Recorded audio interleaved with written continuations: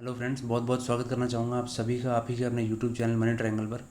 और आज का जो वीडियो रहने वाला है वो येस बैंक के Q4 रिजल्ट्स का एक डिटेल्ड एक्सप्लेनेशन आप सभी लोगों के सामने मैं रखूँगा इस वीडियो के माध्यम से। लेकिन वीडियो को शुरू करने से पहले अगर आप इस चैनल पर नए हैं तो प्लीज़ इस चैनल को सब्सक्राइब करें, वीडियो को लाइक करें, मैक्सिमम लोगों के साथ शेयर करें और इस वीडियो को लास्ट तक देखिएगा ताकि कोई भी पॉइंट जो है आपसे छूट ना सके। और हाँ, वीडियो को शेयर करना मत भूलिएगा ताकि सभी शेयर होल्डर्स तक ये वीडियो पहुँच सके। Thank you very much. चलिए फ्रेंड्स, वीडियो को शुरू कर लेते हैं। सो फ्रेंड्स, कल येस बैंक ने लगभग 5:30 बजे अपने रिजल्ट जो है NSE और BSE की वेबसाइट्स पर शेयर किए हैं। सो उसकी कॉपी आप लोगों के सामने मैं लेके आया हूँ और ये रिजल्ट्स हम लोग डिस्कस करेंगे।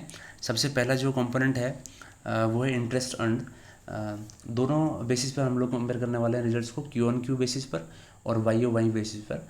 आपको जो लोग नए जुड़े हैं हमारे साथ उन लोगों को बता देना चाहूँगा कि Q-on-Q और Y-o-Y में क्या फ़र्क होता है। देखिए फ्रेंड्स, Q-on-Q कंपैरिजन जो होता है वो पिछले क्वार्टर के साथ जो कंपैरिजन होता है उसे Q-on-Q कहा जाता है। यानी अगर ये Q4 है, सो अगर आप इसे Q3 के साथ कंपेयर करेंगे, इसी साल के Q3 के साथ कंपेयर करेंगे तो ये कंपैरिजन Q-on-Q बेसिस पे कहलाएगा।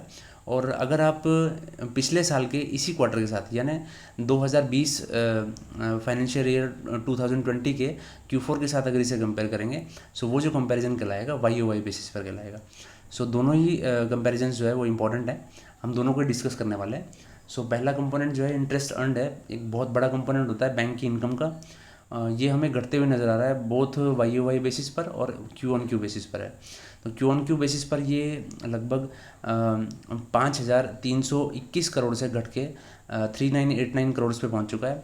और अगर आप Y-o-Y बेसिस पे देखेंगे तो 5,221 करोड़ से घटकर ये कंपोनेंट जो है 3,989 करोड़ के आसपास आपको दिखाई देगा। सो दोनों ही फ्रंट्स पर यहाँ एक निराशा हाथ लगेगी बैंक के शेयर होल्डर्स के लिए। इंटरेस्ट अर्न का जो कंपोनेंट है वो लगातार घटते हुए नज़र आ रहा है हमें। दूसरा जो पॉइंट है वो है बैंक का इंटरेस्ट एक्सपेंडेड।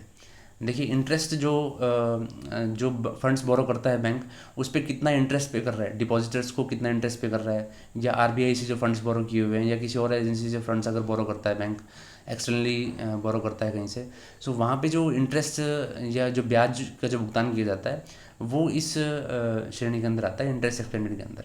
सो यहाँ पे भी आपको Q-on-Q बेसिस पे देखेंगे तो 2760 करोड़ पिछले क्वार्टर में था और बढ़कर ये इस बार 3,002 करोड़ हो गया।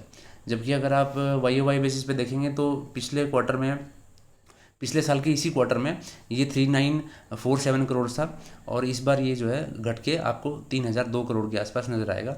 सो Y-o-Y बेसिस पर एक रिलीफ है, जबकि आप Q-on-Q बेसिस पे कंपेयर करेंगे तो यहाँ पे आपको इंटरेस्ट एक्सपेंडेड जो है बढ़ते हुए नजर आएंगे।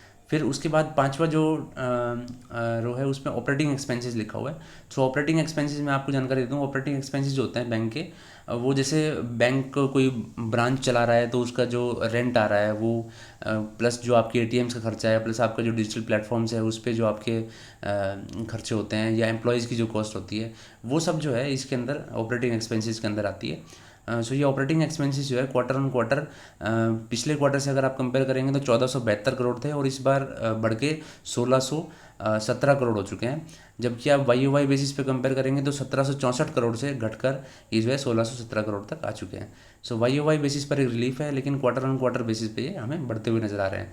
सो ऑपरेटिंग एक्सपेंसेस जितने कम होंगे उतना बैंक ज़्यादा प्रॉफिटेबिलिटी रहेगी बैंक की। और इसी प्रकार से अगर इंटरेस्ट एक्सपेंडेड जितना कम रहेगा उतना ही बैंक की बैलेंस शीट के लिए अच्छा रहता है।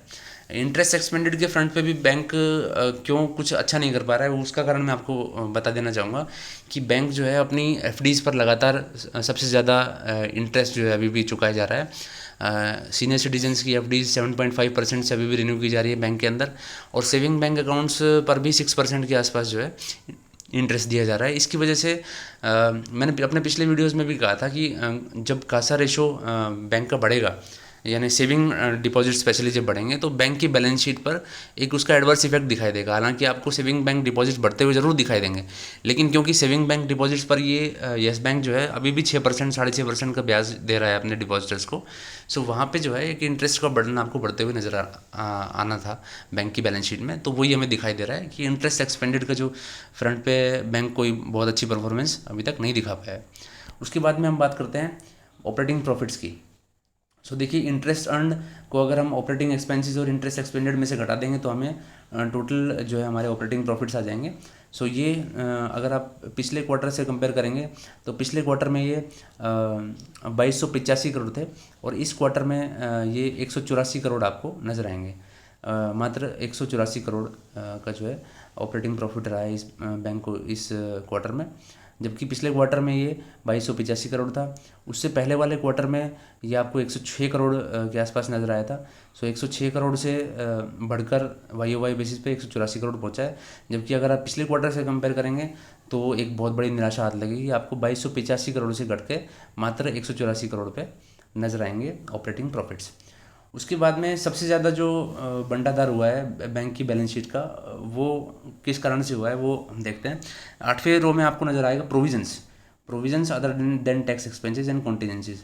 तो प्रोविजंस जो है बैंक की पिछले क्वार्टर में आपको नज़र आ रही होंगी 2198 करोड़, यानी 2198 करोड़, और वो प्रोविजंस बढ़ कर के अब आपको नज़र आएंगी 5239 करोड़, यानी जो प्रोविजंस हैं लगभग 150% के हिसाब से जो है बढ़ गई है प्रोविजंस।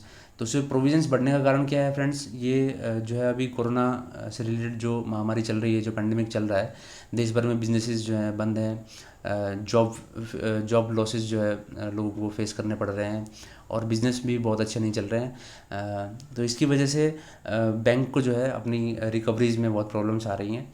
लगातार लोगों की ईएमआई जो है वो बाउंस हो रही हैं। रिटेल निवेशक जो हैं, जहाँ रिटेल लोन्स भी दिए हुए हैं, सो रिटेल लोन्स भी अब जो है डिफ़ॉल्ट करना शुरू हो गए हैं कोविड के चलते।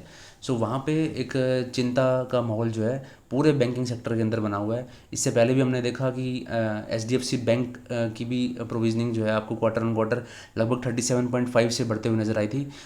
दूसरा फिर आईसीआईसीआई बैंक के रिजल्ट्स में भी हमने देखा था कि प्रोविजंस उन्होंने 1000 करोड़ से बढ़ा दिए थे। सो वहाँ पे भी एक प्रोविजनिंग जो है कोविड रिलेटेड की गई थी, लेकिन येस बैंक ने सबको पीछे छोड़ते हुए प्रोविजनिंग का आंकड़ा जो है बहुत बड़ा जो है प्रोविजनिंग करके दिखाया है इस बार। और ये प्रोविजनिंग का आंकड़ा इन्होंने 5239 करोड़ तक लेके गए हैं अपनी प्रोविजनिंग को इस क्वार्टर के अंदर। सो यहाँ लगभग 150% का जंप एक प्रोविजनिंग में आपको दिखाई देगा, और ये प्रोविजनिंग जो है आपके पूरे प्रॉफिट्स को वाइप आउट करते हुए नजर आएगी, और जिसके कारण जो आपका नेट प्रॉफिट है बैंक का वो आपको गिरते हुए नजर आएगा। लगभग 3787 करोड़ का एक लॉस जो है बैंक ने पोस्ट किया है, जो आपको 12 नंबर रो में नज़र आएगा, net profit from ordinary activities. So यहाँ पे 3787 करोड़ का एक बहुत बड़ा लॉस जो है बैंक ने पोस्ट किया है। पिछले क्वार्टर में यही जो ये लॉस की बजाय बैंक ने एक अच्छा खासा प्रॉफिट पोस्ट किया था लगभग 150 करोड़ का। और इससे पहले अगर आप वाई बेसिस पे भी कंपेयर करेंगे तो वहाँ पे भी लगभग 3668 करोड़ का एक लॉस जो है बैंक ने पोस्ट किया था। सो पिछले वाई बेसिस पे भी अगर आप कंपेयर करेंगे तो वहाँ से स्थिति और ख़राब होते हुए नज़र आएगी आपको, और क्वार्टर ऑन क्वार्टर से अगर आप कंपेयर करेंगे तो भी आपको एक बहुत बड़ी निराशा याद लगेगी यहाँ पे प्रॉफिट्स के फ्रंट पर। सो एक बहुत बड़ी प्रोविजनिंग करने के कारण जो है ये प्रॉफिट्स पूरे आपको वाइप आउट होते हुए नजर आए हैं। उसके बाद बात कर लेते हैं कैपिटल एडिक्वेसी रेशियो के बारे में। सो कैपिटल एडिक्वेसी रेशियो आपको वाई बेसिस पे अगर आप कंपेयर करेंगे तो 8.5% के आसपास थी कैपिटल एडिक्वेसी रेशियो, और वाई बेसिस के हिसाब से अगर आप देखेंगे तो आपको एक बढ़त नज़र आएगी अच्छी खासी, लगभग डबल हो चुकी है कैपिटल एडिक्वेसी रेशियो, 17.5 पे पहुंच गई है। और क्यू ऑन क्यू बेसिस पे अगर आप देखेंगे तो वहाँ एक मामूली सी गिरावट आपको नजर आएगी, 19.4% से गिर कर 17.5% तक पहुँच गई है।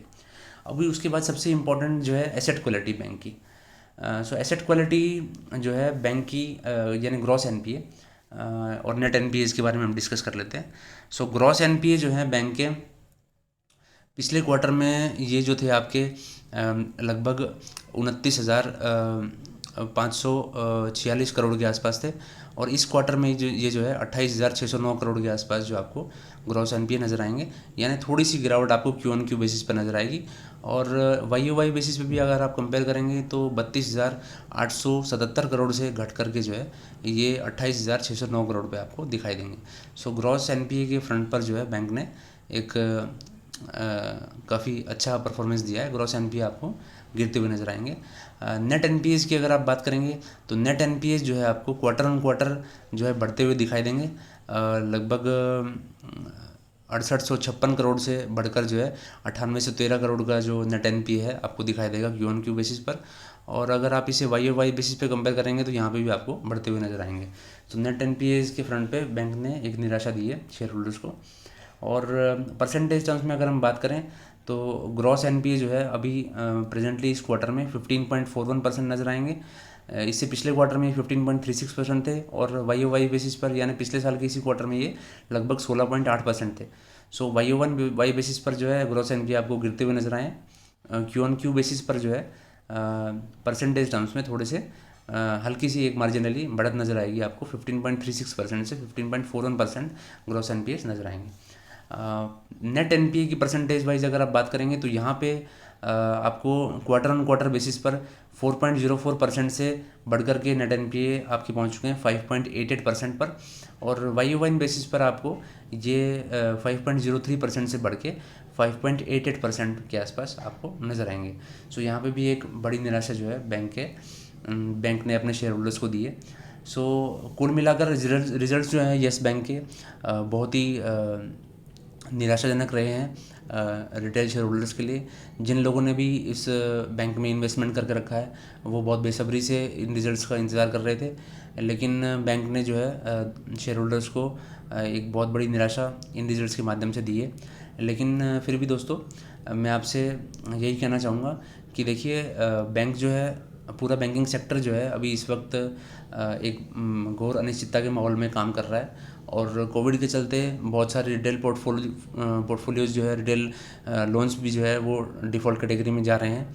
इसकी वजह से न सिर्फ येस बैंक बल्कि पूरा बैंकिंग सेक्टर के ऊपर जो है एक संकट के काले बादल जो है इस वक्त छाए हुए हैं। सो इस वक्त जो है आपको थोड़ा पेशेंस रखने की ज़रूरत है। अगर आप लॉन्ग टर्म इन्वेस्टर्स हैं, स्पेशली अगर आप 5 साल या 10 साल के हिसाब से अगर आपने इस बैंक में निवेश किया हुआ है, सो आपके लिए घबराने की बात नहीं है। लेकिन अगर आप बहुत शॉर्ट टर्म के अंदर इस बैंक के अंदर इन्वेस्ट करना चाहते हैं, सो मैंने आपको अपने पिछले वीडियोज़ में भी कहा था कि ये जो बैंक है ये शॉर्ट टर्म प्लेयर्स के लिए नहीं है। अगर आप बहुत लंबे समय के बारे में सोच के चल रहे हैं तो आप इस बैंक में निश्चित रूप से निवेश कर सकते हैं गिरावट पर, लेकिन शॉर्ट टर्म प्लेयर्स को इस बैंक से जो है दूर रहने की सलाह मैं देना चाहूँगा।